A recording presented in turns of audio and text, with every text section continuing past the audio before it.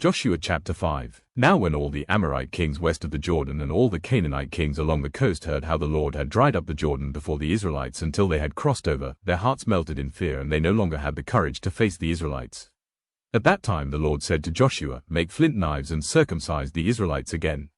So Joshua made flint knives and circumcised the Israelites at Gibeath-haaraloth.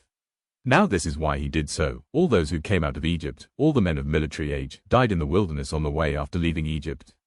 All the people that came out had been circumcised, but all the people born in the wilderness during the journey from Egypt had not.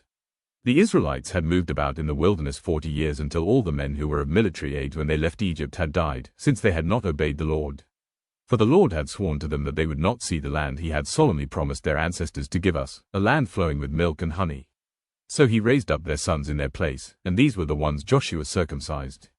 They were still uncircumcised because they had not been circumcised on the way. And after the whole nation had been circumcised, they remained where they were encamped until they were healed. Then the Lord said to Joshua, "Today I have rolled away the reproach of Egypt from you." So the place has been called Gilgal to this day. On the evening of the 14th day of the month, while camped at Gilgal on the plains of Jericho, the Israelites celebrated the Passover. The day after the Passover, that very day, they ate some of the produce of the land, unleavened bread and roasted grain. The manna stopped the day after they ate this food from the land. There was no longer any manna for the Israelites, but that year they ate the produce of Canaan. Now when Joshua was near Jericho, he looked up and saw a man standing in front of him with a drawn sword in his hand. Joshua went up to him and asked, "Are you for us or for our enemies?" "Neither," he replied, "but as commander of the army of the Lord I have now come."